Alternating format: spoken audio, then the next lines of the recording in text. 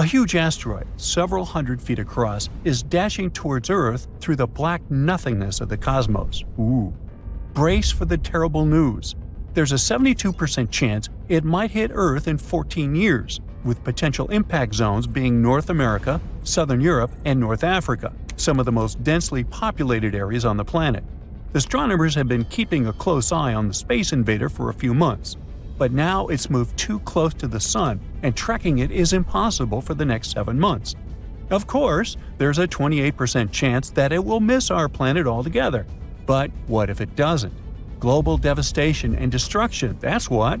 Thousands of lives lost, billions and billions of dollars in damage, entire species wiped off the face of the Earth, ruined cities and towns, destroyed fields and forests. We're left wondering whether it's the future awaiting for us.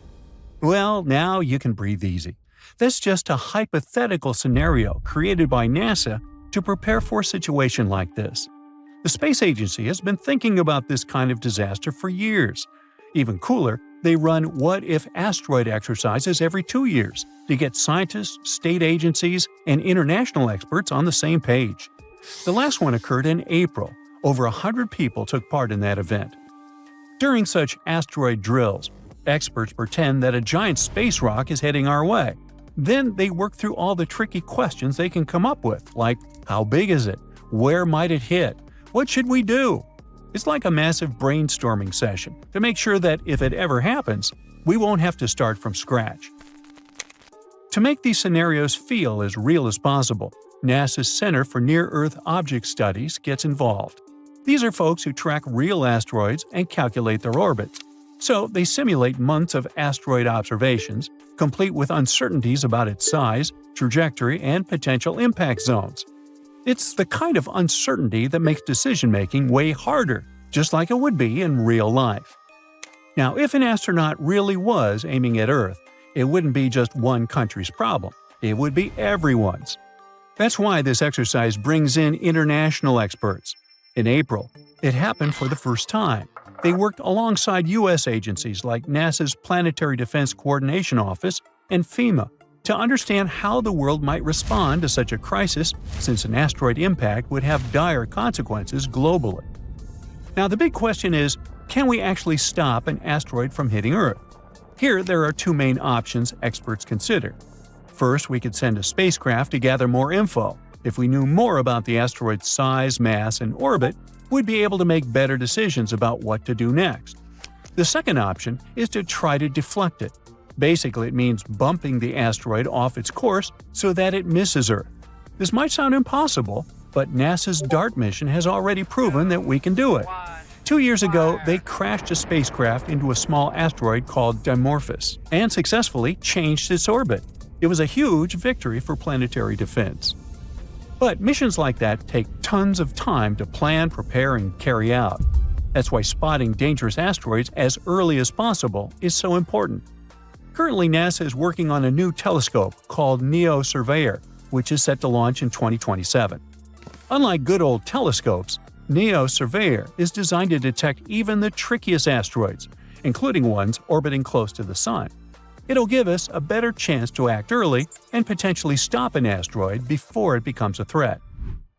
If you still think that an asteroid impact is something out of science fiction and the threat isn't real, how about this?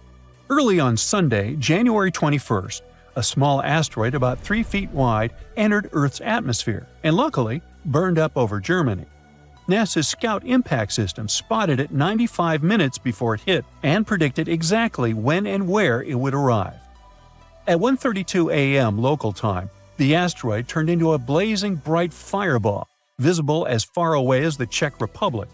Some small meteorites might have landed near the impact site, about 37 miles west of Berlin. This is just the 8th time ever that an asteroid has been detected before it hit Earth. It's a splendid example of how tools like Scout are helping us track asteroids and prepare for anything bigger that might come our way. Here's another example. A small asteroid turned the skies over northeastern Siberia into a breathtaking light show on December the 4th, burning up harmlessly in Earth's atmosphere. The space rock, about 28 inches across, was spotted just hours before it hit. Thanks to observations from astronomers around the world, a special alert system managed to predict the impact to plus or minus 10 seconds. The asteroid entered Earth's atmosphere at 1:15 a.m. local time. The authorities were put on alert, but there was no damage reports. NASA's Asteroid Terrestrial Impact Last Alert System, or ATLAS, spotted the rock 12 hours before it entered the atmosphere. This makes it the fourth imminent impactor, which is an asteroid discovered within hours of its expected impact, detected this year, and the 11th overall. Now, China also has big plans for planetary defense. They're working on their first mission to hit an asteroid, and it's got a double purpose. One spacecraft will crash into the asteroid, and the other will hang back to study the whole thing for up to a year. In other words, it's not just about protecting Earth, it's also a way to learn more about the solar system. The target is an asteroid called 2015 XF261, which is a mouthful, and also about 100 feet wide. It flew by Earth recently on July 9, passing us at 31 million miles. True, it's pretty far away, but the space traveler was zooming by at a speed of 26,000 miles per hour, 30 times faster than the speed of sound. China is going to send a space probe to study the asteroid. They're hoping to learn more about its structure and composition, which could help us with future planetary defense missions. Then they plan to hit the asteroid with another spacecraft to test the impact, and the first space probe will stay there to observe the remains for up to a year. Timing is critical for this mission, and the asteroid offers some good opportunities in the next few years. Thus, in March and May of 2027, the asteroid will pass within 20 million miles of Earth. In April 2028, it'll get even closer. By that I mean 13 million miles away. A year later, in April 2029, the asteroid will end up just 4.2 million miles away, making it the best shot for a mission. Another decent chance will be April 2030. That's when the asteroid will pass our planet at 4.4 million miles. To give you some context, NASA's DART mission once targeted an asteroid 7 million miles away, and the trip took 10 months.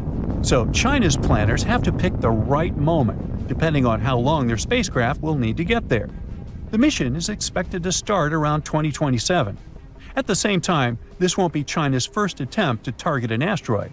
Back in 2023, they were planning a planetary defense test with a different asteroid, which is also about 100 feet wide. It's not clear why they switched to the current one, probably because the timing works better. Most asteroids are basically time capsules from 4.6 billion years ago, leftovers from when the solar system was just forming. Studying them could tell us a lot about how planets, including Earth, came to be. So, China's taking on something that combines planetary defense and pure space science. They're definitely making big moves in the space exploration game. So, how do you feel about cooking? Nah, pasta and burgers are overrated. How about something more exotic, or rather, more cosmic? So, the recipe is simple. Take a team of enthusiastic astronomers and add some old images from the James Webb Space Telescope. Stir really well, and you'll get a shocking number of tiny asteroids in the asteroid belt between Mars and Jupiter. Yummy! The highlight of this dish is the direction in which some of the asteroids are moving, because in their way, there's our poor planet. Are we doomed just because you decided to cook? Now, the asteroids I'm talking about are much smaller than the massive space rock that wiped out the dinosaurs, but they can still cause considerable damage. They range in size from as small as a bus to as big as a stadium. But even those small ones pack quite a punch. Let's look at a recent dramatic example. It happened on February 15, 2013. A small asteroid just tens of feet wide exploded in an airburst over Chelyabinsk in Siberia, releasing an insane amount of energy. Many people witnessed and recorded the event, and it gave scientists vital clues. New computer models helped scientists reconstruct the size, speed, and impact of the Chelyabinsk meteor. It was likely an asteroid, about the size of a 5-story building, exploding from 15 to 18 miles above Earth's surface with an enormous, incomparable force. The blast shattered 1 million windows and hurt over 1,000 people. Fortunately, it wasn't powerful enough to cause too much damage, but it gave us an idea about how dangerous an airburst can be. Now, an airburst occurs when an object explodes high in the atmosphere, never striking the ground, but releasing enough energy to devastate the area. But back to the small asteroids. The most dangerous thing about them is that they hit the Earth far more often than the larger ones, about 10,000 times more frequently. To make matters worse, their small size makes them harder to detect in advance, leaving little time for preparation if one is heading towards Earth. Now let's travel back in time. Uh-oh, dinosaurs, too far back. Ah, there we go. A team of astronomers is working on a special method to find small asteroids in telescope images that were originally taken to study distant stars. Using this method, they've looked through thousands of JWST images of a star system called TRAPPIST-1. It's located 40 light-years away and is one of the most studied systems outside our solar system. Now, while analyzing these images, they discovered 138 new asteroids in the main asteroid belt, plus 8 they already knew about. And guess what? Among the newly found asteroids, 6 seem to have been pushed into paths that could bring them closer to Earth. Who did it? Well, probably nearby planets. Are they holding a grudge against Earth? Interestingly, scientists thought they'd find just a few new asteroids, but the number was much higher than they expected. Yet, it's no wonder. Right now, they're exploring a part of space they didn't know much about before. Now, let's talk about the hero of the day, the James Webb Space Telescope. It's especially good at finding small asteroids because it can detect their heat. These asteroids give off infrared radiation, which is much easier to see than the faint sunlight that reflects off their surfaces. This technology allowed scientists to spot the smallest asteroids ever seen in the main asteroid belt. The asteroids they found are pieces left over from collisions between bigger space rocks. Finding them helps astronomers understand the history of the asteroid belt and improve methods for tracking small asteroids that could threaten Earth. The researchers are planning to use James Webb to observe other star systems for at least 500 hours. They expect this work to uncover thousands more small asteroids in the solar system. Other advanced telescopes, like the Vera C. Rubin Observatory in Chile, will also help. Starting in 2025, this observatory will use the world's largest digital camera to photograph the southern sky every night for at least 10 years. Each image will cover a huge area of the sky, about 40 times the size of the full moon. The observatory might find up to 2.5 million asteroids in just 6 months, almost doubling the number we know about. Recently, NASA has identified 2 small asteroids. They were supposed to pass near Earth on December 16, 2024. Luckily, neither posed any danger to our planet. The first asteroid was 71 feet wide, about the size of a large airplane, and was traveling at 10,800 miles per hour. The second asteroid was slightly smaller, 56 feet wide, but it traveled faster at 14,700 miles per hour. But hey, even though this time the danger is past, who knows what the future will bring? It may sound weird these days, but astronomers didn't really care much about small asteroids for a rather long time. They thought of them as just random space debris that got in the way of observing stars. Some even called them sky parasites. But now, the way we see these little space rocks has completely changed. You see, until recently, we could only spot really big asteroids, those over a mile wide. The smaller ones just blended into the background noise in telescope images. But then, a clever trick appeared where multiple images of the same part of the sky were combined, making those faint small objects finally stand out. The data from certain telescopes, along with the James Webb Space Telescope, helps us improve planetary defense.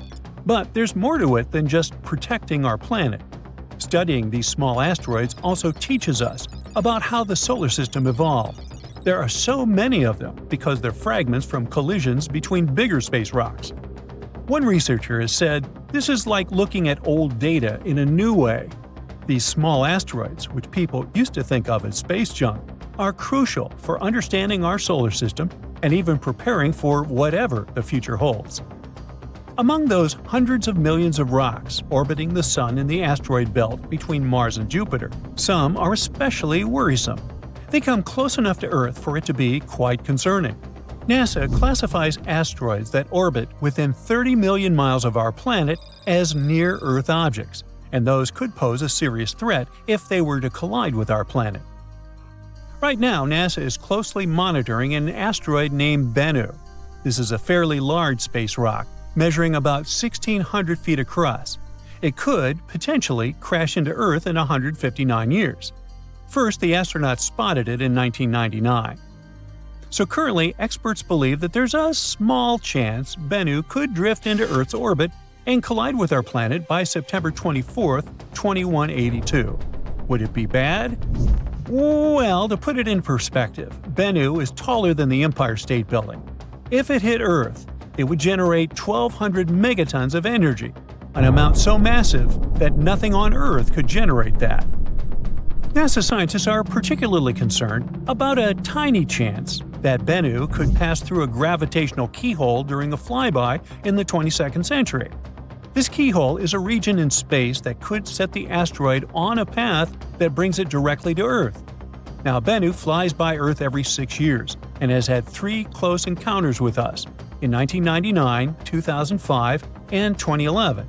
Right now, scientists estimate that the chance of Bennu hitting Earth by 2182 is about 1 in 2,700, more than 5 times greater than the chance of being struck by lightning.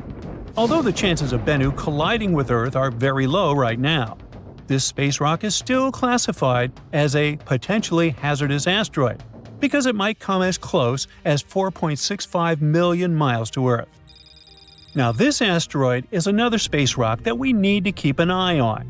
It's a near-Earth object about 1,100 feet across, and it was discovered in 2004.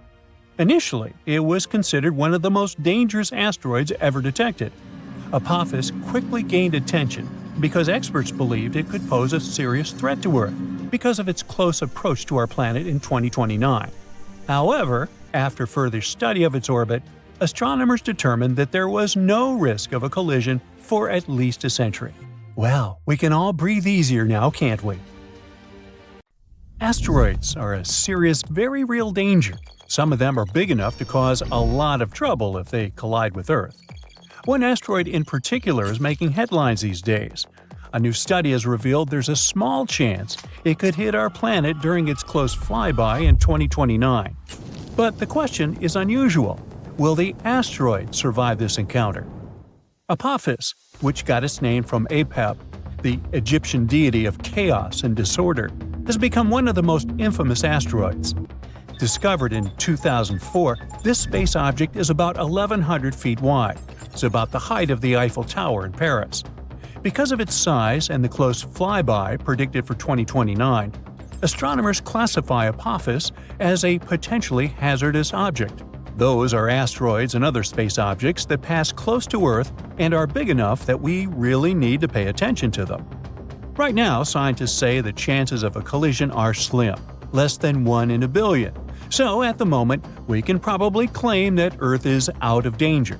But the same can't be said about the asteroid itself. When Apophis passes close to Earth in 2029, our planet's gravity is likely to shake it so violently that it may experience something like an earthquake, a cosmic asteroid quake, if you will. The stress from this gravitational force will probably cause parts of the asteroid's surface to crack off and fly into space. And even though this might not be a full-blown disaster, and the asteroid won't fall apart completely, it's very likely to lose some material during the flyby. Some of this debris might just stick around in orbit, while other bits could fly off into deep space. Over time, this catastrophe could affect Apophis's rotation, causing it to spin differently or tilt in a way it hasn't before. And this is a phenomenon scientists are really interested in, because it could teach us a lot about how asteroids react when powerful gravity is pulling on them. Now, let's get back to Earth. Well, we haven't left. Anyway, even though the asteroid isn't big enough to wipe out the planet like the asteroid that destroyed the dinosaurs, it's large enough to cause serious damage to a large city if it ever collided with Earth. It could mess with the climate all over the planet, too. At the moment, it looks like the space rock will sail past Earth at a distance of around 20,000 miles. It's still worryingly close, but far enough to avoid a collision. To put it in perspective, that's less than a tenth of the distance between Earth and the Moon. So while Apophis likely won't hit us, This flyby could still cause problems for some of the satellites orbiting Earth. They will be much closer to Apophis than we are. The key point is that we can't rule out a risk of a collision in a few more years. As Apophis gets closer, astronomers will keep a very close eye on its trajectory to make sure it doesn't veer off course due to the influence of Earth's gravity. In fact, this gravitational pull could actually cause some serious changes to the asteroid itself. Now, even though Apophis is not likely to cause a global disaster if it were to hit Earth, the consequences would still be pretty severe. The impact could destroy an entire city, and the resulting climate changes could mess with food production for years. It wouldn't be an extinction-level event, but it would still be a huge deal. Now, Apophis is not the only asteroid we need to worry about. Scientists are constantly on the lookout for other asteroids that could potentially cause harm to our planet. Thanks to new technology, astronomers can now track dangerous space rocks from way farther out in space. One cool new method they're using involves studying meteor showers.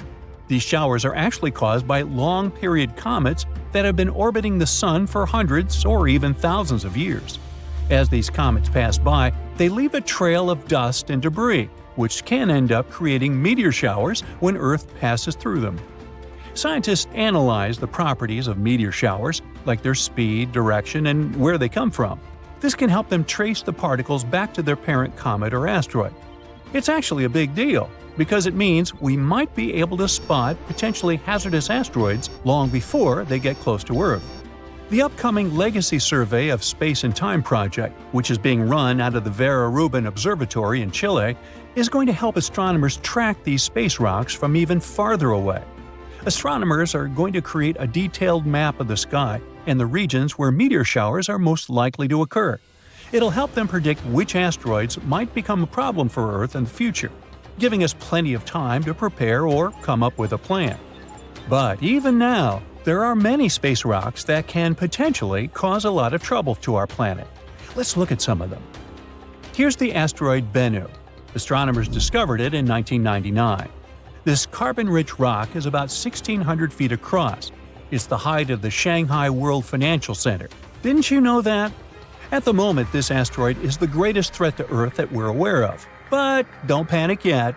The collision won't happen for a long time.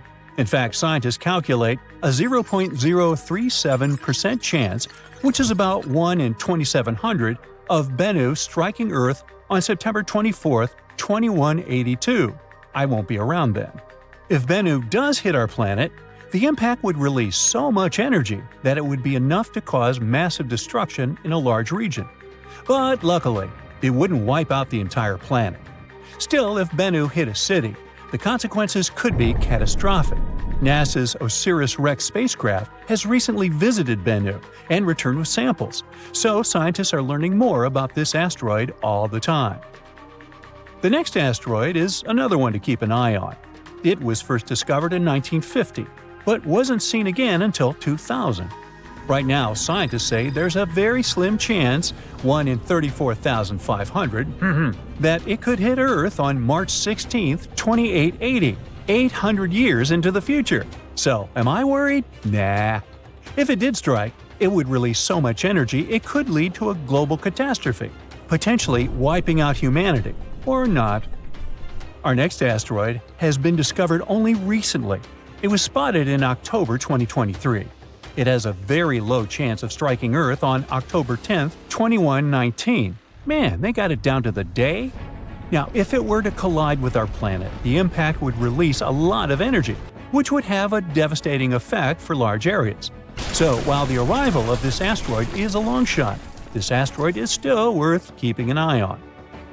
Now, this asteroid is known as a lost asteroid because it hasn't been seen since 2007. No wonder, it has a very uncertain orbit, and we can't predict its movements. NASA says there's a tiny chance, about 1 in 10 million, that it could strike Earth on March 3, 2030. If it did, the energy released would be able to cause huge regional damage. Finally, we've got this space wanderer. On the one hand, it hasn't been seen since 1979. On the other, scientists believe that there's a very low chance that it could hit Earth on December 14, 2113. Mark your calendars. If it did, The impact would cause a lot of damage and devastation, but it would not lead to the end of humanity. Now, in any case, even though the chances of an asteroid hitting Earth are low, the consequences of such an event could be huge. That's why scientists are so focused on studying these space rocks and tracking their movements. Thanks to new technologies, we can track dangerous objects from farther away and catch them earlier. It can give us more time to react and come up with some effective solutions. Imagine an asteroid so full of valuable metals that it could make every person on Earth a billionaire. Well, that's not science fiction. It's 1/6 Psyche, a massive metallic space rock orbiting the Sun between Mars and Jupiter. It isn't just extraordinary because of its value, estimated at $10 quintillion. That's a figure that dwarfs the global economy many times over. It also has clues about the formation of planets, especially the rocky worlds like Earth. In October 2023, NASA launched the Psyche spacecraft. This mission is to explore the cosmic treasure trove. It's supposed to arrive at the asteroid in August 2029, and astronomers hope that it will give us some insights not just about the asteroid's glittering wealth, but also about how planets form and evolve in our solar system. But what exactly makes Psyche unique? First discovered in 1852 by an Italian astronomer, it was the 16th asteroid people identified, hence its name. It stands out among the millions of space rocks in the asteroid belt for one main reason: its metallic composition. While most asteroids are rocky or icy, Psyche seems to be made primarily of iron, nickel, and possibly even gold and other rare metals. At about 173 miles wide, it isn't the largest asteroid. It's easily dwarfed by others like Ceres. But its size is still impressive. After all, its surface area is 64,000 square miles, like that of the state of Florida. Astronomers think that between 30 and 60% of the asteroid's surface might consist of precious metals. They also think that this space rock might be the exposed core of a planetesimal.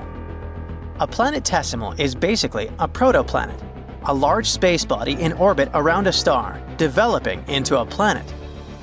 And this planetesimal could have grown into a full-fledged planet if it hadn't been destroyed in some catastrophic collision billions of years ago.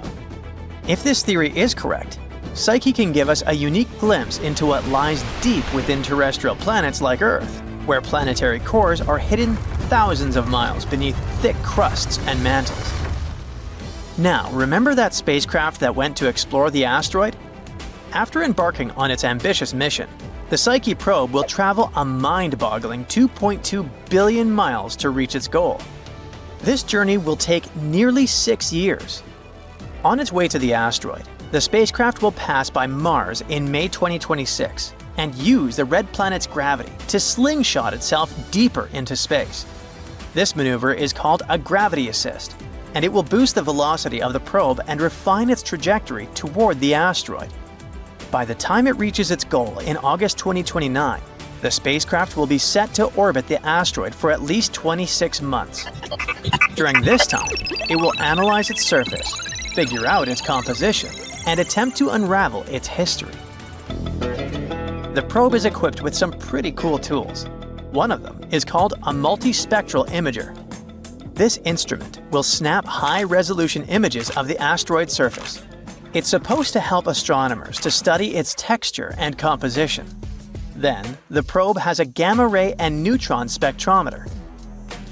This instrument will measure the asteroid's chemical elements, including its metal content.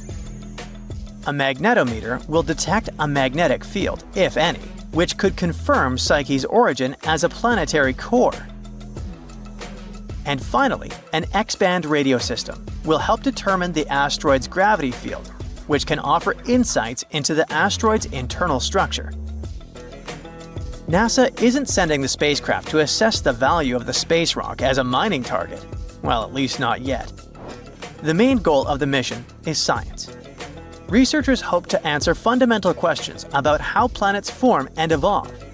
And this asteroid could help us understand what happens when molten material solidifies into a core. Another question we need to answer to is, why did it fail to become a planet? And understanding the history of the asteroid might shed light on why some celestial bodies grow into planets while others don't.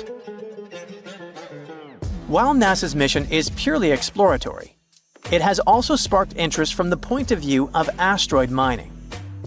With its estimated worth of $10 quintillion, Psyche could theoretically supply enough raw materials to revolutionize industries on Earth. Mining it is likely to be decades away, if it ever happens altogether, but the idea still sounds amazing. At the same time, if the asteroid's metals were somehow brought to Earth, their abundance could cause the value of precious metals like gold to plummet, and it would wreak havoc on global markets.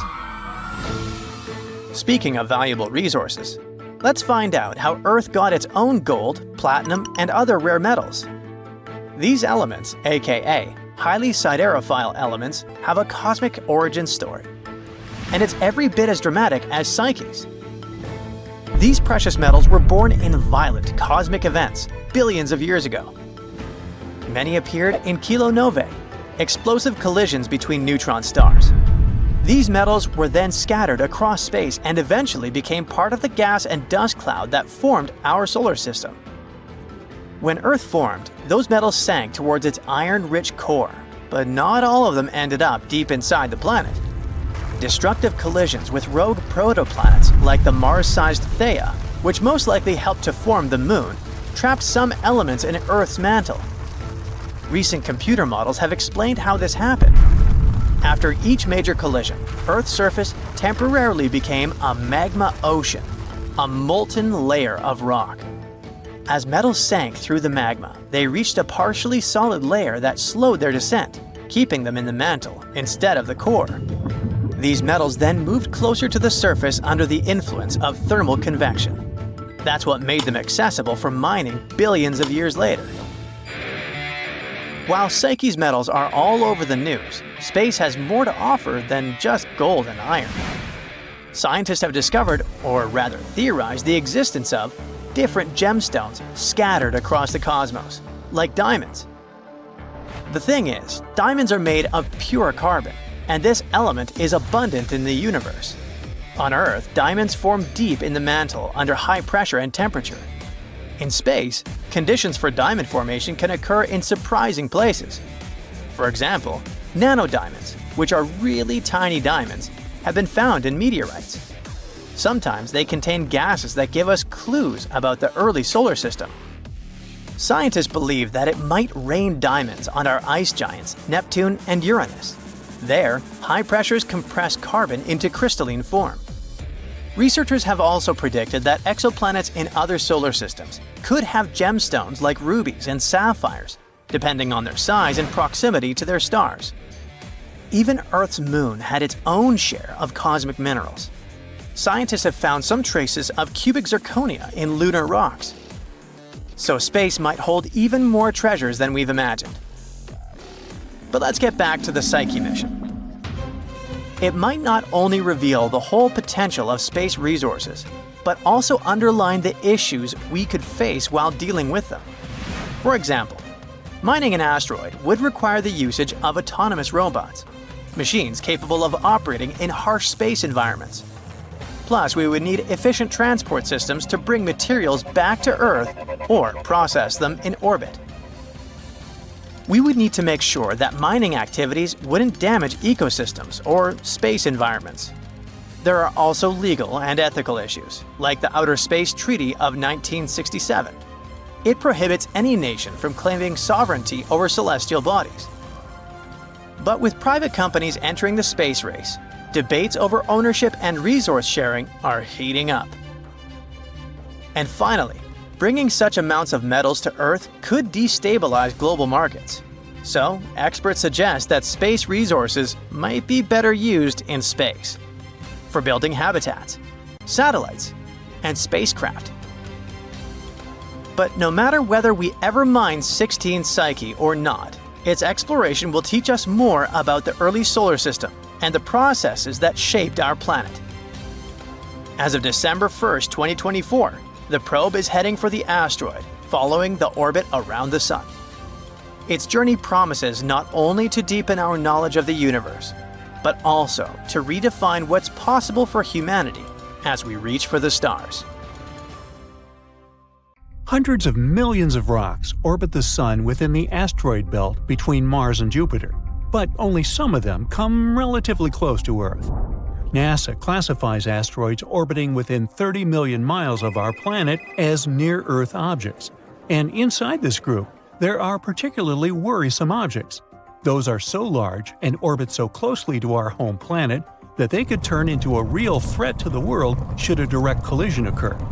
At the moment, NASA is keeping a close eye on an asteroid named Bennu. It's a fairly large space object that might smash into our planet in 159 years.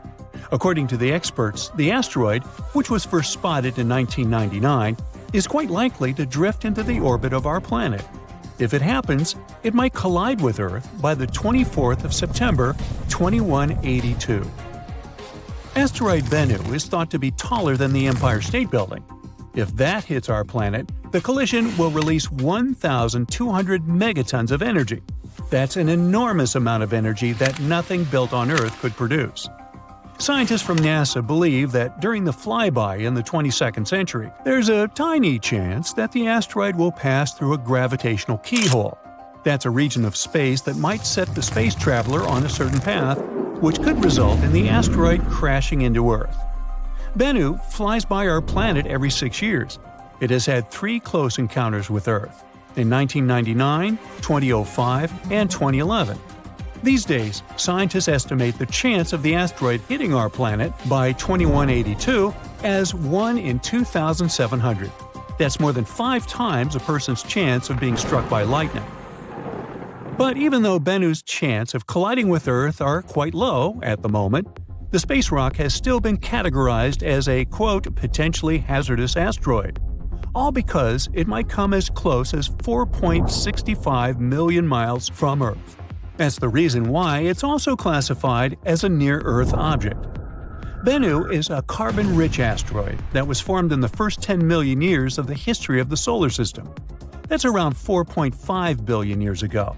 No wonder this space body holds precious clues to the origin and development of the rocky planets of our solar system, which are, as you recall, Mercury, Venus, Earth, and Mars. Even better, it may contain organic molecules, similar to those that are crucial for life to evolve. In 2020, NASA's OSIRIS-REx managed to briefly touch the surface of the asteroid. It collected some samples and propelled off the space rock afterward. For NASA, it was the first mission of this kind. But it won't probably come as a surprise that Bennu isn't the only asteroid we should worry about. Asteroid 99942, Apophis, is another space body we'd better watch out for. It's a near-Earth object about 1,100 feet across. It was discovered in 2004, and at first, it was identified as one of the most dangerous asteroids ever detected. Apophis gained notoriety very fast. It was believed to pose a serious threat to Earth. Experts predicted that it would come uncomfortably close to our planet in 2029. Luckily, after a more careful examination of Apophis and its orbit, astronomers concluded that there was no risk of the asteroid colliding with our planet for at least a century. The risk of an impact in 2029 was ruled out completely, as well as the potential impact that could be caused by the asteroid's close approach in 2036. Interestingly, until March 2021, there was a small chance of a collision in 2068. But then, Apophis made a flyby of Earth, and astronomers took this chance to use powerful radars to estimate the asteroid's orbit around the Sun more precisely. This allowed them to rule out any impact risk for at least the next 100 years. Now, the reason why such discoveries make us so worried is that even a relatively small asteroid, the size of a house, can wreak havoc upon colliding with our planet. And if an asteroid is larger than 0.6 miles across, astronomers call it a planet destroyer. The impact energy released by such an asteroid after striking Earth could be devastating. That's why knowing where such asteroids are and in what direction they're moving is crucial. The problem is that our capability to protect the planet from asteroid impacts is not top-notch yet. If such a catastrophe was about to occur, we would need some time to prepare, because an asteroid collision is no joke. Probably the most well-known asteroid impact site is the Chicxulub crater. It's the evidence of the terrifying collision that led to the extinction of dinosaurs. Strangely, this crater isn't very visible, but some others are. For example, Barringer Crater in Arizona, which is also called Meteor Crater. It looks rather blood-chilling when you think about the collision that led to its appearance. In any case, we now know that space rocks hit not only the Earth but also the Moon, Mercury, and Mars. No rocky planet in the solar system is safe from asteroid impacts. That's why we have an entire scientific enterprise whose goal is to find and catalog the asteroid population of the solar system. Now, it might sound a bit scary, but there are around 25,000 asteroids larger than 460 feet in diameter near the orbit of our planet. Such a space rock is large enough to wipe an entire city off the face of the Earth. So far, less than 50% of such asteroids have been detected and tracked. There are also an estimated 230,000 objects equal to or larger than 160 feet in size. Those are capable of destroying a concentrated urban area, and still fewer than 8% of those have been detected. There are also tens of millions of smaller near-Earth objects. They are larger than 33 feet across and might cause some surface damage. Less than 1% of such small space bodies have been discovered so far. Now, the thing is, the inner solar system is extremely challenging for asteroid search. Each night, there are only 2 10-minute windows when astronomers can observe the region, all because the sun's glare creates a very bright background glow. Plus, the atmosphere of our planet also distorts and blurs observations. Spotting asteroids in such conditions is beyond the capabilities of most telescopes. A unique instrument is needed to fulfill this task, and the tool of choice is the Dark Energy Camera at Cerro Tololo Inter-American Observatory in Chile. This device wasn't designed to hunt asteroids. Researchers built it to search for another elusive target, dark energy, the mysterious force driving the expansion of the universe. The DEC is supposed to observe hundreds of millions of galaxies. That's why it's both wide and deep. This way, it can both peer deep into the universe and capture a wide field of view, which helps it record the motions of galaxies and the conditions in the early age of the universe. But it also means that the DEC is perfectly suited to spotting asteroids near the Sun. Inner asteroids are rare, and deep images are necessary because such asteroids are faint. Scientists need to be able to fight both the bright twilight sky near our star and the distorting effect of Earth's atmosphere, and the DEC can help them achieve their goal. The Dark Energy Camera was built to carry out the Dark Energy Survey, which finished in 2019. Now astronomers can direct the power of the camera towards other tasks. They claim that the DEC's survey is one of the most sensitive searches ever performed for objects near Venus's orbit and within the orbit of our planet. It provides us a great chance to find out what kinds of objects are lurking in the inner solar system.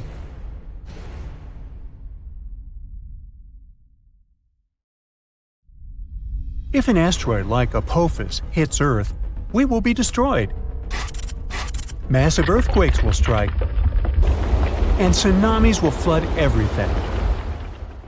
Apophis is a billion-year-old celestial body that has been in the solar system since its inception.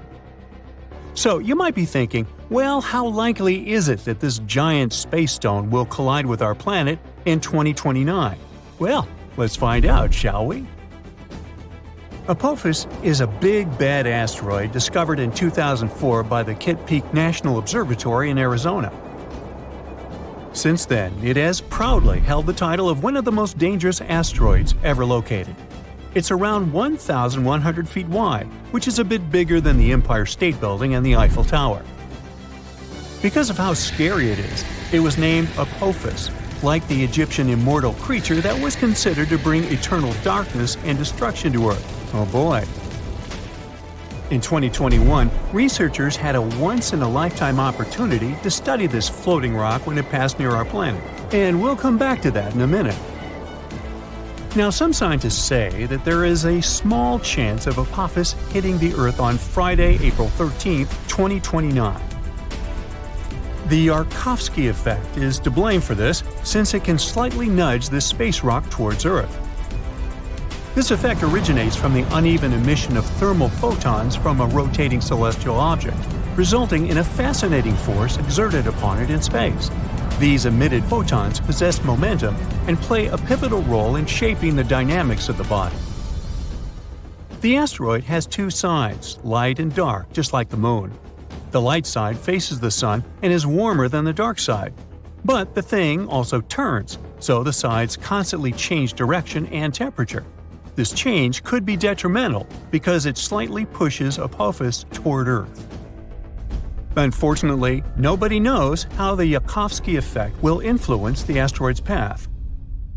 On the other hand, on the asteroid's last flyby of Earth in 2021, astronomers used radar to take accurate measurements of its trajectory and confidently concluded Apophis will safely miss Earth in 2029 by about 20,000 miles and won't bother us again for at least 100 years. Now, generally speaking, every 8,000 years, our planet is hit by a falling star that has similar dimensions to those of Apophis. The last time we were hit by a slightly smaller meteor was in 2013.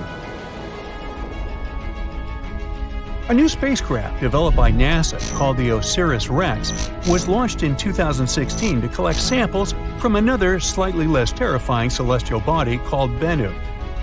4 years later, it finally arrived at the thing, got some samples, quickly said goodbye to Bennu, and started traveling back towards Earth. The samples were safely stored in a capsule dropped in Utah. So far, this has been the most significant sample ever taken from an asteroid. After the delivery, the spacecraft didn't waste any time and started chasing Apophis. Now, OSIRIS-REx has been renamed to OSIRIS-APEX and is currently playing tag with Apophis.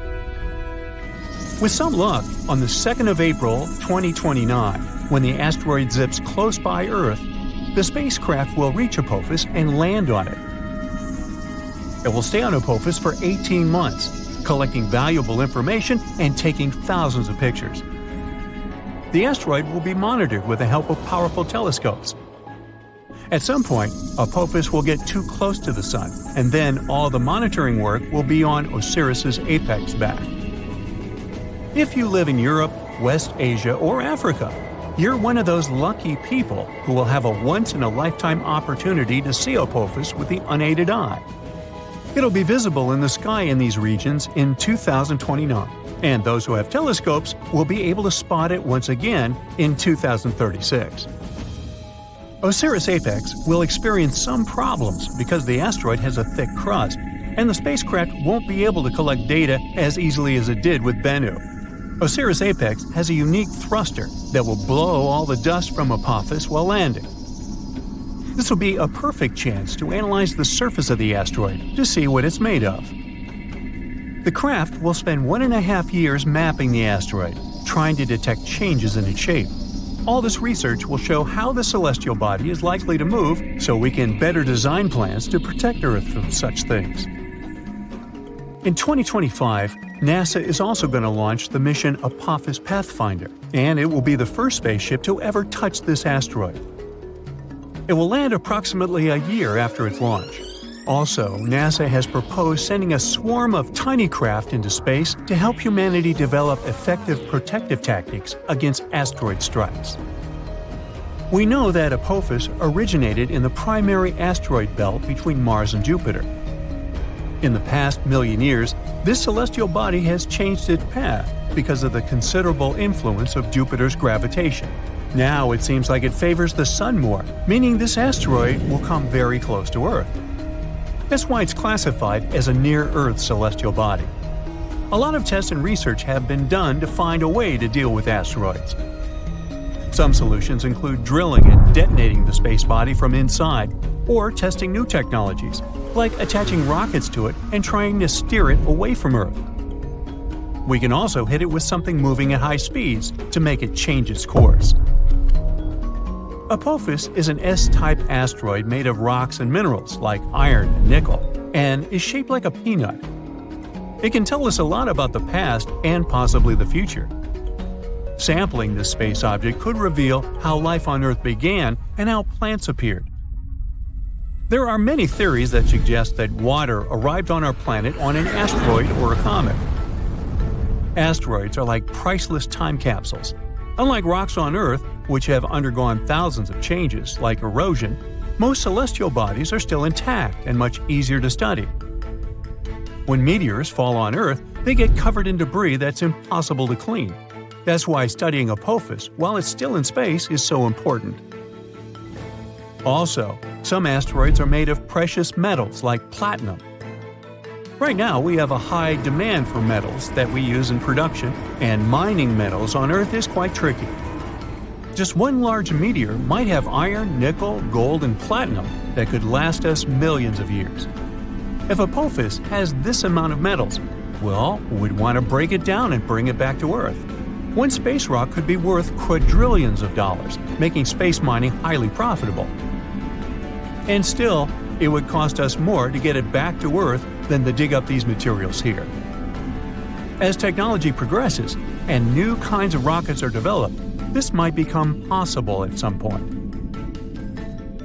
So, even though we're safe for the next 100 years from Apophis, you probably still want to see what would happen if something like it did impact. Come on, sure you do. Well, first let me tell you, you'll hear the sound of the collision and know what's happened even if you're miles away. You should leave your house or apartment immediately. Shortly after the impact, massive earthquakes will strike, and many tall buildings will fall.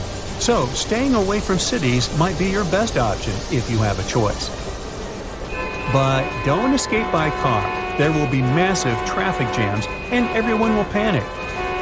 Going on foot or by bike is your best option in this scenario. A prime way of transportation will be traveling by plane, so if you've always wanted to get that pilot license, now you've got a good excuse. If you have time, take along extra snacks and water, and an extra pair of socks. It's nice to live by the ocean or the sea, but in this scenario, it's the worst place to be, because giant tsunami waves will hit coastlines after the impact. If you live far away from the impact area, the tsunami might take 30 hours to arrive. You'll have a bit of time to prepare. Asteroids flying around is sometimes like a fierce game of dodgeball, where you never know when some of them can go in your direction. So we can just track the situation and hope for the best. To figure out the risk, scientists from different organizations have to study the positions and paths of the asteroids that come close to our planet, especially those that are at least 0.6 miles wide. And the good news is that none of these asteroids will probably hit us for at least the next 1,000 years. Phew! To give us an idea of their power, scientists did an experiment to simulate the impact of such a gigantic asteroid. The energy released from the collision would be a mind-blowing 100,000 megatons. That's like detonating 15,000 tons of dynamite. Also, if such a big asteroid hit us, Earth would cool down significantly because of all that debris that would go into the atmosphere and block sunlight. Plants wouldn't be able to get their fuel in this case, so we'd all be in trouble, both humans and animals. Thankfully, such mammoth asteroid impacts are quite rare. The larger an asteroid, the longer it takes it to collide with Earth. For example, it's estimated that asteroids with diameters of at least 0.6 miles strike our planet about once every 700,000 years. And if we're talking about even bigger ones that are 3 miles wide, well, those are predicted to come crashing down only once every 30 million years. Yay! But hold on. Don't get too relaxed just yet. Astronomers focus on really large asteroids because those are the ones that can kinda doom our planet if they hit us. Yep, you got it right. In a dinosaur kind of way. Even if one of them didn't erase us completely, the damage would still be enormous. So, there are still some asteroids wandering around that we need to keep an eye on to see how they might evolve over time. Scientists have a model of tracking them where they focus on the parts of an asteroid's path that come close to our planet to see if the space rock poses a risk to us. And it seems there might be one asteroid, 7482, 1994 PC1, 3,600 feet in diameter that might pose some danger. It's supposed to come closer to our planet in the next 1,000 years. And when I say risky, It means there's a 0.0151% chance of it coming within 1 Earth-Moon distance. It already passed by us in 2022, but we were lucky because it was far enough 1.2 million miles. I'd say we can relax when it comes to asteroid scenarios. For now.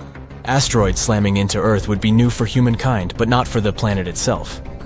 As I said, there weren't many of those big ones, but they still had enormous consequences. The first one that comes to most people's minds is, of course, the dinosaur asteroid as big as a mountain that struck our home planet around 66 million years ago, near Mexico's Yucatan Peninsula.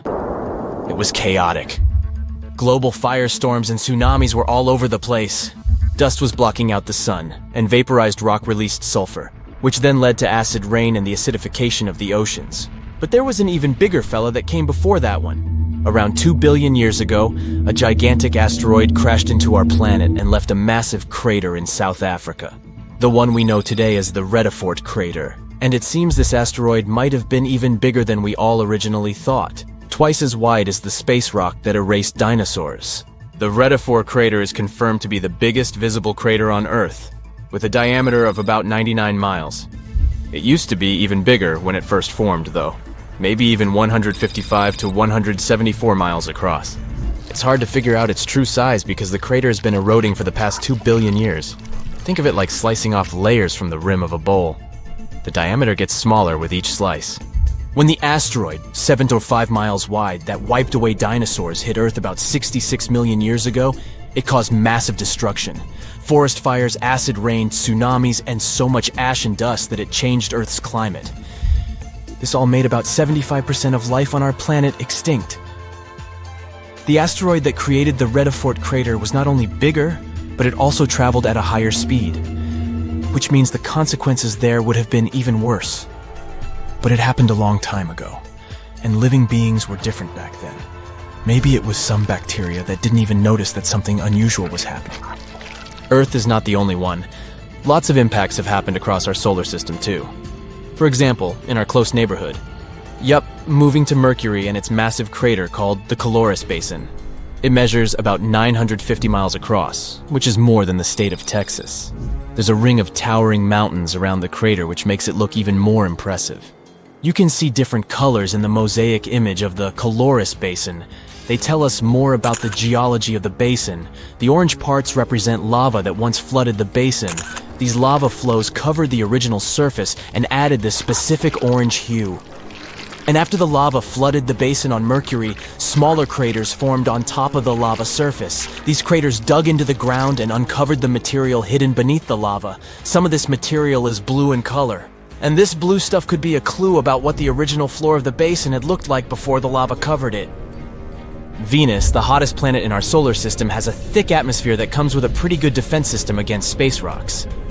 It's so dense that it burns up most meteors before they even reach its surface. As a result, you won't see as many visible craters on Venus as on other rocky planets in our solar system. But Venus still has some scars that can tell us about some serious impacts that happened there. And one of the biggest scars we know about is Meade Crater. It's enormous, about 170 miles in diameter.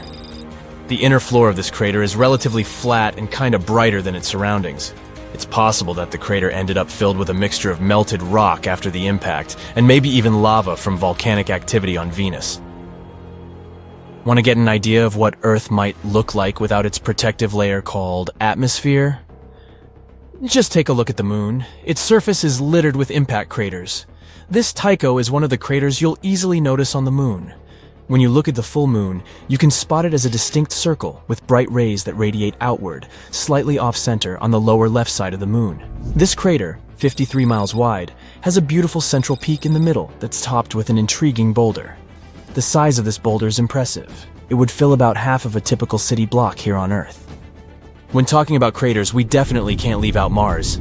The red planet has a much thinner atmosphere than Earth. When spacecraft approach Mars, they rely on the planet's atmosphere to slow them down as they enter it. And indeed, the atmosphere helps slow spacecraft down during landing, but it's still not thick enough to completely protect Mars from all those space rocks that are coming all the time. From July to September 2018, a dark spot appeared on the southern pole of Mars.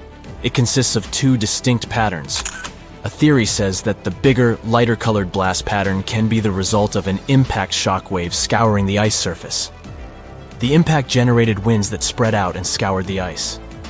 The inner blast pattern, which is darker in color, occurred because the impacting object managed to penetrate the thin ice layer. As it hit the surface, it sent dark sand and debris flying in all directions. Asteroids aren't as rare on our planet as we may think. About 17,000 of them visit us every year. You've probably seen at least one in your life. For example, if you've seen a shooting star. They leave these bright tails behind them as they pass through Earth's atmosphere. Of course, they only look beautiful in the sky. If they reach the ground, the consequences would be catastrophic. Luckily for us, most of them explode 30 to 50 miles above the surface. Their mass is too small for them to withstand such a journey to the end, so most of them remain harmless to us. But we shouldn't underestimate them. Let's start with the smallest ones. 1 to 3 foot high asteroids are about the size of a person. They're too small to cause any real damage. Most often they explode in the atmosphere without even reaching its lower layers. But at the same time, they splash up tons of energy over the surface every time. 13 to 15 foot asteroids, the height of giraffes and mammoths. These larger meteorites come to us less often, once a year and a half. Like the previous ones, they, fortunately, don't pose a serious threat, but they splash out much more energy. 30 feet, the height of a 3 to 4 story building. They visit us once every 10 years, and now we're talking seriously. It throws out a wave that could demolish an entire city. I think you understand how catastrophic the consequences would be if this asteroid touched Earth. 65 feet, multi-story building. They like to visit Earth once every 60 to 70 years. Good news, it explodes at 12 miles above the ground. Its released energy could destroy an entire region if it touched the ground. Bad news, such an asteroid has already visited us recently, and the consequences were pretty rough. It all happened in a city called Chelyabinsk. On February 15, 2013, at about 9:20 a.m. local time, the giant slowed down in the Earth's atmosphere and then broke up into small pieces at 14.5 miles above the Earth. These pieces then flew in different directions. It shattered the windows all over the city and damaged many buildings, including people's houses, schools, and others. It took a while to repair everything, and the scale of this destruction was quite serious. As a result, there were 1,615 injured. But fortunately, no casualties. At least we're safe for the time being. The next such asteroid may come to us only in the 2070s or 80s, and no one knows where exactly it wants to land. Now let's move on. 300 feet. This is the height of the Statue of Liberty together with the pedestal. Such a giant can be seen every 4,500 years, and this is the first asteroid on our list that may literally crash into Earth. The consequences are disastrous. Not only may it demolish an entire city, but it can also set fire to neighboring areas. Well, some people even witnessed such a meteorite land on our planet.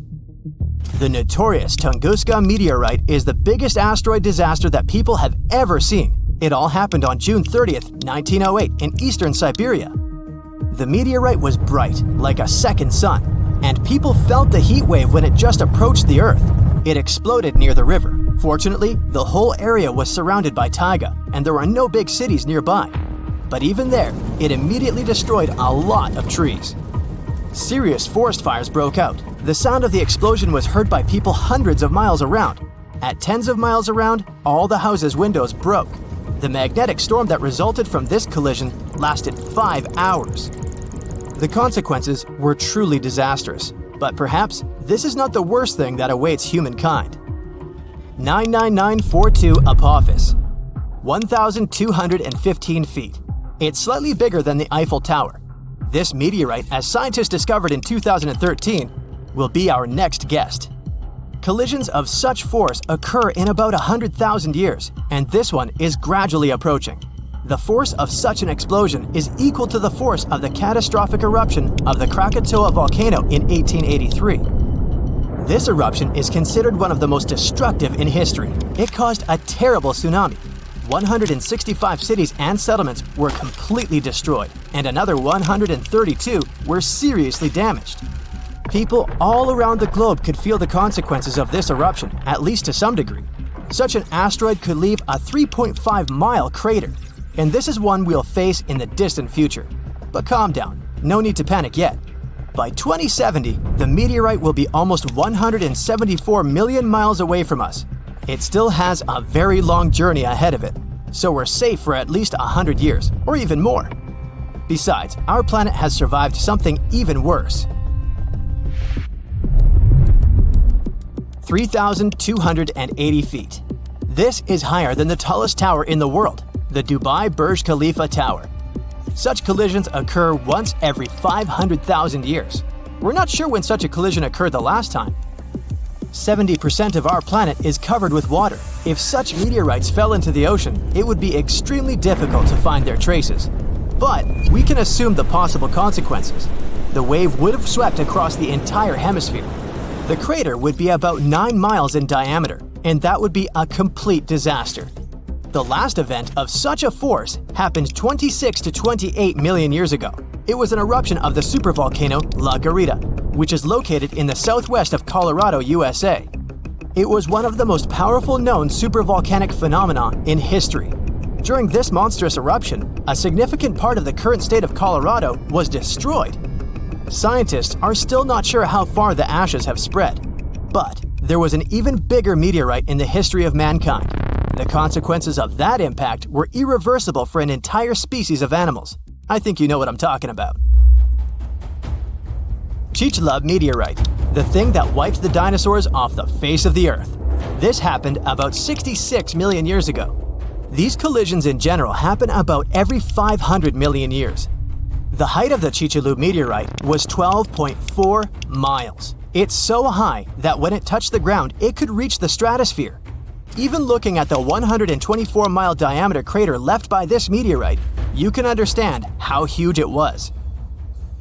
When it collided with the Earth, millions of tons of energy were released. This is an unimaginable disaster. It fell at a very steep angle, creating a giant cloud of dust and chemicals that spread around the world. This dust had a very thin layer, but also a mass of 50 trillion tons. The shockwave swept across the entire planet. It caused several earthquakes. Volcanoes began to erupt actively.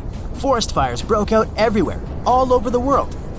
The amount of soot and carbon dioxide released into the atmosphere is invaluable. The Earth was closed from the sun for several days. Darkness reigned all over the planet. Planets couldn't produce enough oxygen, so there was nothing to breathe. The temperature on the continents and in the oceans dropped by an average of 50 to 90 degrees Fahrenheit. Sounds horrific, doesn't it? And of course, it caused one of the greatest extinctions in the history of the Earth's biosphere. Amazingly, the Earth was able to recover after such a catastrophe. This event became the boundary between the Mesozoic and the Cenozoic eras. So now, those who wondered, how could a small meteorite destroy all the dinosaurs, probably understand the answer. Perhaps the largest collision in the history of our entire planet was not a collision with a meteorite, but with an entire planet. This happened many, many billions of years ago. Theia, as this hypothetical dwarf planet was called, crashed into our Earth, releasing an incommensurable amount of energy, just quadrillions of fuel. The Earth then instantly turned into a giant fire, and it was this collision that led to the creation of the Moon. All that sounds terrifying, I know, so let's just hope that you and I will never see anything like this. Imagine flying in a spacecraft in a cloud of asteroids at high speed. You dodge one more, and then hit the gas pedal to the floor and crash into an asteroid at full speed on purpose. This is exactly what NASA is going to do in the near future. The entire mission will begin at Vandenberg Air Force Base in California on November 24th. Let's follow it step by step. So, the Falcon 9 booster rocket is already on the launch pad. It's as tall as a 22-story building, or 11 giraffes, and it can get about 8 tons of cargo into orbit. So you could send a big elephant into space, and a supply of food for it. Countdown, 3, 2, 1, ignition! Smoke clouds everywhere, and the rocket begins to gain altitude.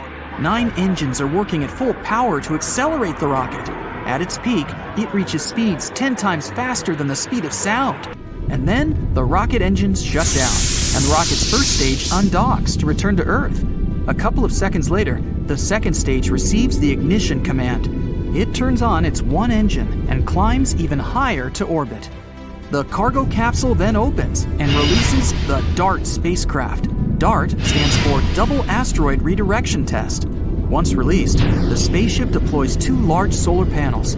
It'll convert solar energy into electrical energy to power a revolutionary ion engine. Conventional engines create thrust by burning tons of fuel and ejecting it outward. The rocket itself is essentially pushing off the emitted gases. The ion engine will not burn fuel. It'll use a strong electric field to accelerate the ionized gas. Like conventional rockets, it'll eject this gas and create thrust by repelling it. And though the ion engine produces less thrust, it can accelerate the spacecraft to higher speeds. So regular rocket engines have an excellent performance on the road. They push the pedal to the metal, burning a bunch of fuel, while the ion engine slowly accelerates. But when a conventional rocket needs to make a refueling stop, the ion spacecraft will whiz past the regular one at insane speeds. So the DART spacecraft begins its year-long journey. By comparison, a flight to Mars would take about 7 months. Fast forward 1 year ahead, and we've arrived. This is the asteroid Didymos. The far point of its orbit is 2 astronomical units from our star. That's 2 Earth-Sun distances. At this point, the Sun begins to pull the asteroid back, and then it approaches the closest point to the star, 1 Earth-Sun distance. That is, its orbit lies very close to the orbit of our planet. Didymos made its closest approach to Earth at a distance of about 4.8 million miles. That's 20 times farther than the Moon's orbit. It takes 770 days to complete one such revolution around the Sun. So, Didymos is not considered a hazardous asteroid, but in the future, it'll approach the Earth even closer, and the consequences of a collision with it could be catastrophic, given its size. It's bigger than 2 Empire State Buildings, and it rotates at a rate of 1 revolution in 2 hours and 15 minutes, so it has a tremendous amount of energy. Plus, it has an asteroid companion. It's a small pebble 520 feet wide. It's like 12 school buses or 10 train cars.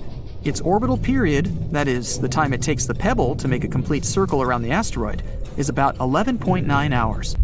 NASA believes that asteroids up to 80 feet wide are likely to burn up completely in our atmosphere due to friction with the air, so they're not hazardous. Asteroids between 80 feet and half a mile in size will not burn completely and could cause severe damage. And asteroids over half a mile have the potential to wipe out large cities or even entire states. In that sense, we can consider Didymos potentially hazardous. So we're going to test one way of defending against asteroids on it: kinetic impact. That's why we sent DART here. So our spacecraft is going to hit an asteroid, only not its main body, but its little companion. DART is already moving toward it at about 4 miles per second. At that speed, a trip from New York to Washington, D.C. would take less than a minute, and a trip across the United States from coast to coast would take about 10 minutes. DART is getting close. 3 seconds to impact. 2, 1, BAM! The spacecraft crashes into the asteroid at full speed. What are your predictions? Asteroid explodes and is blown to pieces? Or asteroid flies off the main body into space like a billiard ball? Well, scientists predict that this collision will reduce the speed of this small asteroid by a fraction of a percent, but it'll still be enough to reduce its orbital period by a few minutes. Then our telescopes on Earth will be able to study the effects of the collision in more detail. And to learn even more, we'll send another spacecraft to Didymos on another mission. This is Hera. It'll be launched in 2024 and is scheduled to arrive at Didymos around 2027. This spacecraft will carry a bunch of research equipment to assess the collision damage done by DART. When it arrives, Hera will take many pictures of the small asteroid, including a fresh impact crater. Hera will also be carrying 2 CubeSats. These are miniature space probes, smaller than a shoebox. It'll launch these mini satellites, and they will make an even closer approach to the asteroid. They will study this space rock for 3 to 6 months. At the end of the mission, one of them will attempt to land on the asteroid's surface to learn even more about its composition and internal structure. It's also possible Hera will carry a mini impactor. This thing will have to make another impact on the asteroid, Then scientists will be able to evaluate the difference in impacts with a large spacecraft and a small one, and understand how we can defend against asteroids in the future. In theory, we don't need to send a giant rocket to a dangerous asteroid to destroy it. A single strike might be enough to shift the trajectory of the asteroid slightly.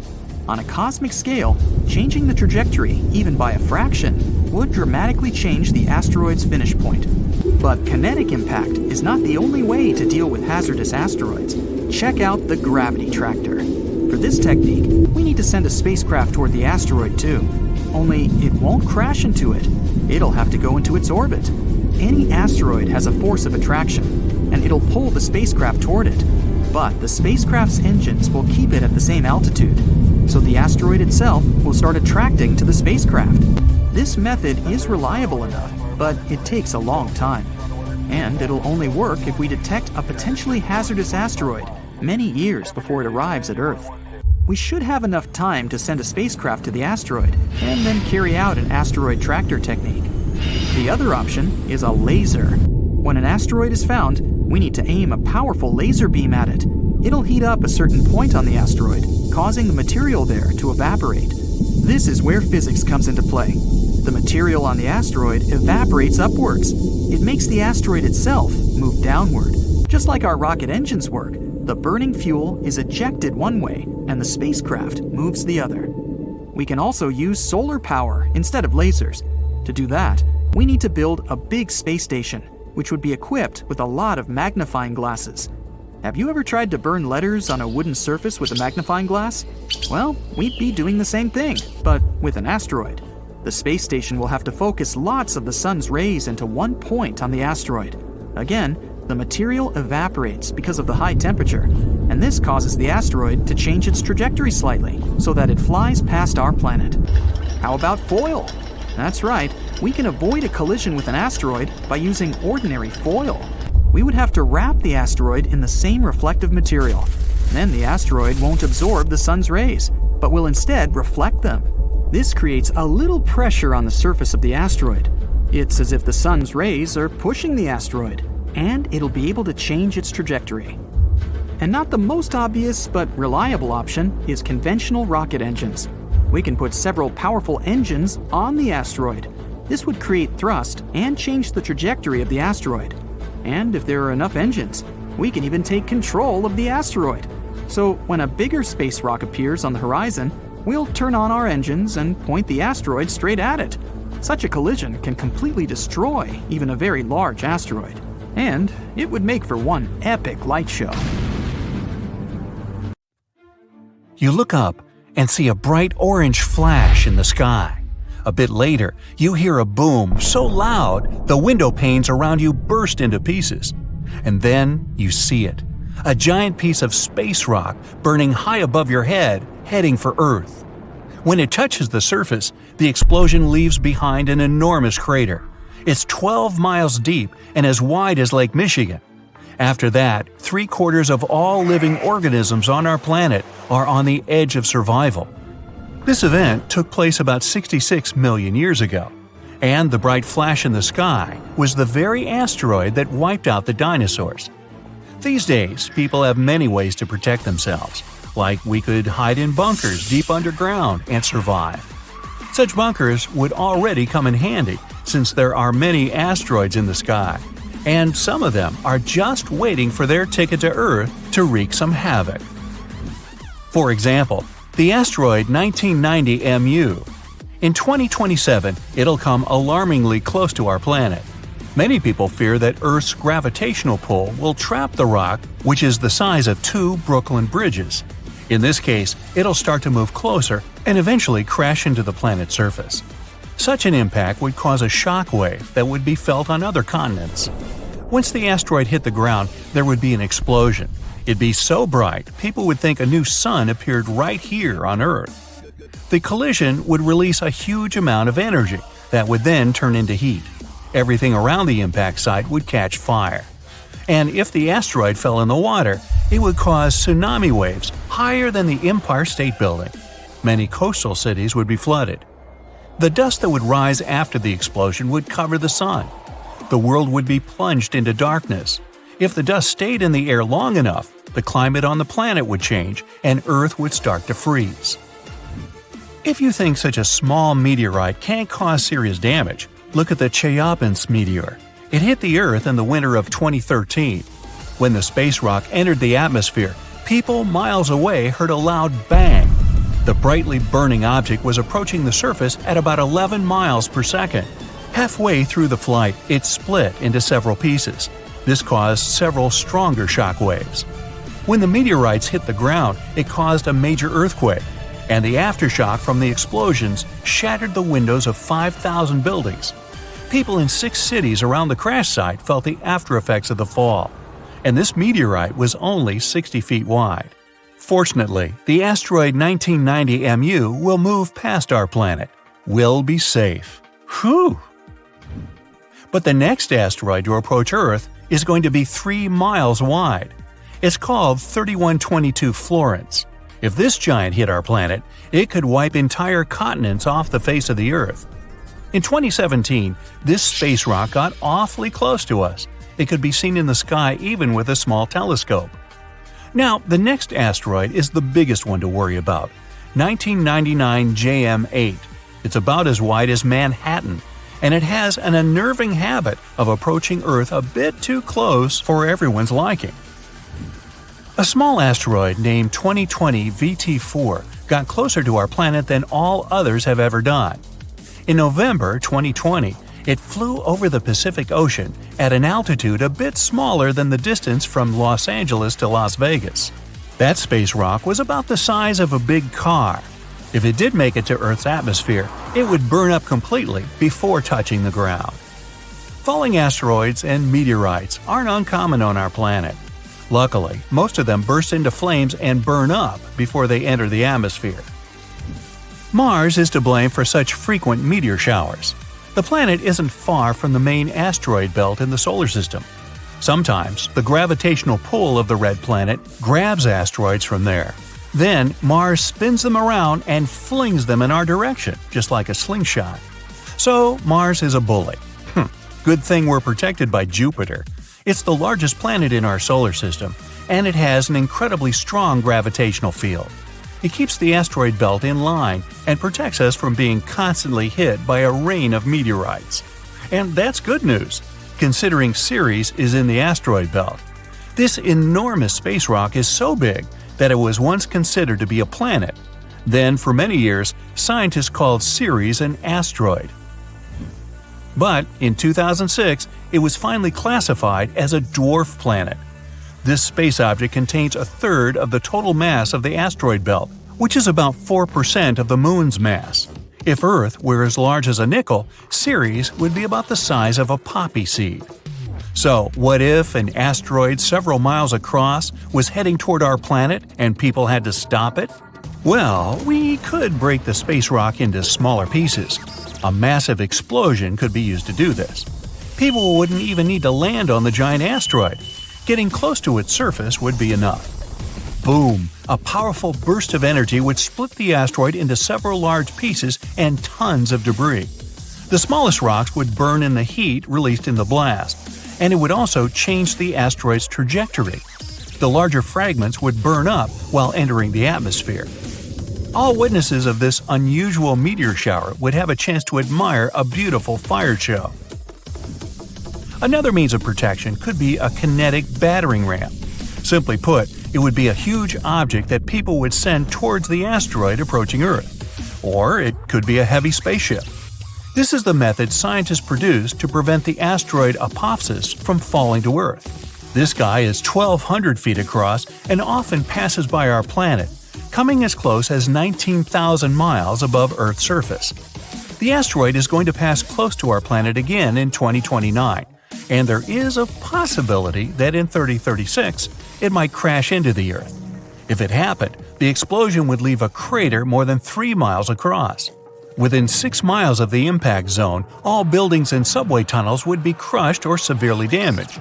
The event would also trigger a powerful earthquake. In the area of 30 miles away from the crater, car windows and window panes in houses would be shattered. And 75 miles away from the impact site, the earthquake would move furniture and buildings. One way to stop such a catastrophe is to build a heavy spaceship. It would take off from Earth, speed up, and then ram into the asteroid with great force. This impact would alter the course of the huge space rock, and it would fly past our planet. We could also try to stop the asteroid by wrapping it in foil. This would make its surface reflective, and then solar pressure might gradually change the asteroid's trajectory. Another alternative is using the gravitational tug. In this case, we would send an unmanned spaceship, large and heavy, toward the asteroid. It would fly over the space rock and slowly draw the thing closer with its gravitational pull. A small change, of course, would be enough to make the asteroid fly past our planet. Another way to protect Earth would be to build a system of giant lenses in space. Perhaps you've tried focusing sunlight with eyeglass lenses.